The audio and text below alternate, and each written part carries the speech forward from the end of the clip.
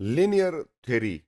हमने बेशुमार थ्योरीज के हवाले से बात की कि किस तरह प्रोग्रेस और डेवलपमेंट होती है सोसाइटी के अंदर।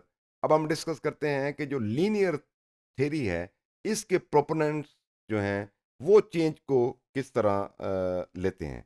अब अगर हम इस लफ्ज़ पे गौर करें तो लीनियर जो है वो लाइन से लफ्ज़ है। लाइन मीन के that in it straight forward line एक में जो प्रोग्रेस होती है किसी हवाले से।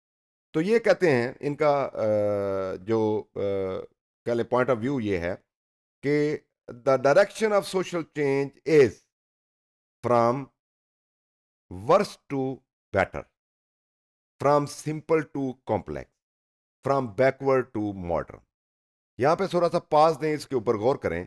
वो कहते हैं कि जो सोशल चेंज जो है वो लीनियर मैनर से तो मूव करती है एक डायरेक्शन से, एक इंटेंशनल चेंज होती है।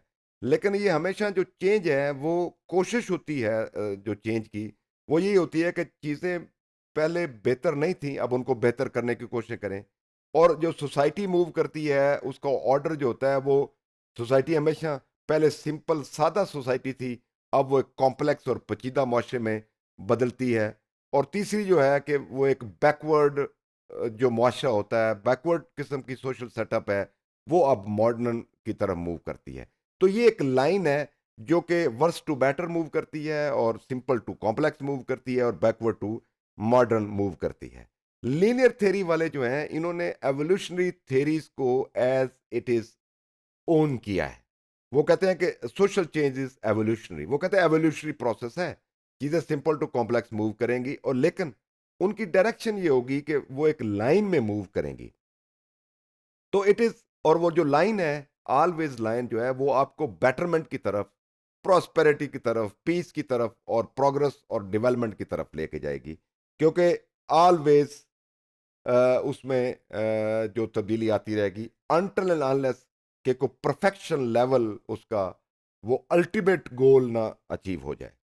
अब इसमें जो सोशल चेंज के अंदर हम देखते हैं कि सोसाइटी जो है वो ग्रेजुअली मूव करती है higher state of civilisation. Higher state of जो कल्चरल ट्रेट्स हैं वो बेहतर होना शुरू हो जाते हैं। सिविलाइजेशन भी इसी तरह मूव करती हैं, और वो लीनियर फैशन में होती हैं, और वो इम्प्रूवमेंट की लिए होती हैं।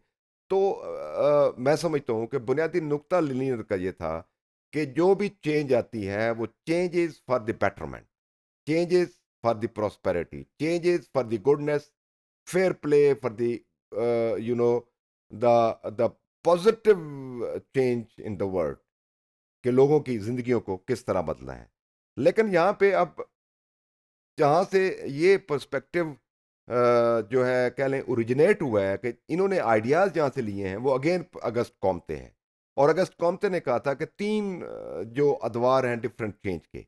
पहला दौर अकॉर्डिंग टू अगस्त कॉम्ते वो थियोलॉजिकल है, दूसरा मेटाफिजिकल है, और तीसरा जो है वो पॉजिटिव है। अब हम इसको देखते हैं कि किस तरह मैन जो है वो उसमें आगे मूव करता है कि आपकी जो चेंज आती है। तो अकॉर्डिंग टू अगस्ट कॉम कि जो पहली स्टेज है इसमें सुपर नेचुरल पावर्स, ये लोग समझते हैं कि शायद वो इस वर्ल्ड को कमजोर सॉरी डिजाइन करती हैं, वो कंट्रोल करती हैं, वो एडमिनिस्टर करती हैं, कि according to the super natural को पावर है, ठीक है, जो इसको संभाल रही हैं, इसको प्रमोट भी कर रही हैं, इस सोशल ऑर्डर को भी इन्होंने रखा हुआ है। लेकिन ये प्री हिस्टोरिक इराज में आपको ले जाते हैं, बीसी की बात करते हैं, बिफोर क्रिश्चियनिटी, आई मीन 4000 कबल अज मसीह, 5000 कबल अज मसीह, 1000 कबल अज मसीह, वो जो दौर है उसको वो सुपर नेचुरल पावर्स के कंट्रोल का दौर करार देता है। इसके बाद वो कहता है कि ही बुनियादी तौर पे जो अगस्त कॉम्ते है वो एडवांस किया उसने, क्या कि जो बिलीफ हैं वो फेटिशेस और डिटीज में तब्दील हो जाती हैं बुनियादी तौर पे।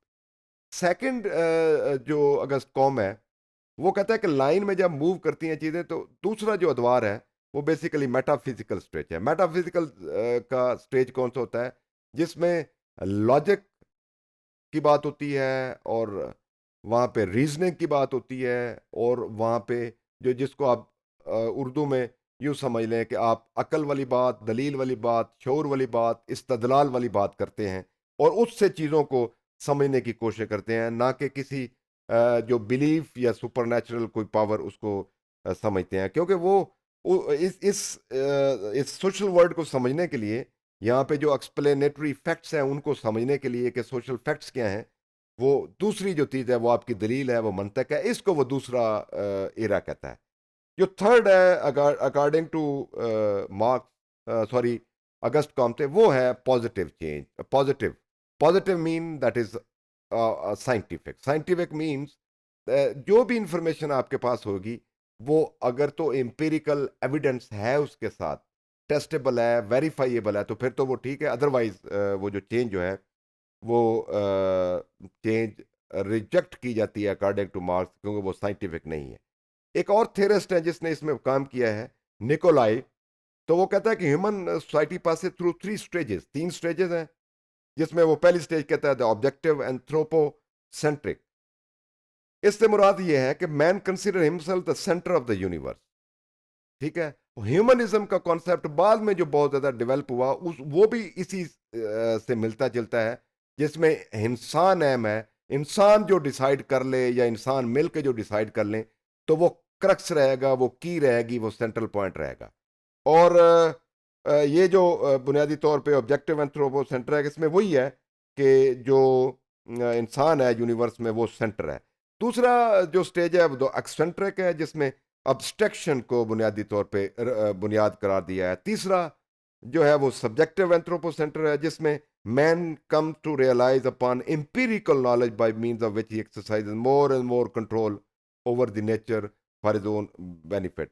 इसके बाद सोलो व्यू ने कहा कि तीन स्टेजेस हैं, ट्राइबल है, natural government and the period of universe brotherhood. ये अनदर कॉन्सेप्ट है। तो इस हवाले से जो तीसरा कॉन्सेप्ट है वो बड़ा अहम है कि एम्पिरिकल एविडेंस, वही नॉलेज होगा जो एम्पिरिकल एविडेंस बेस्ड होगा।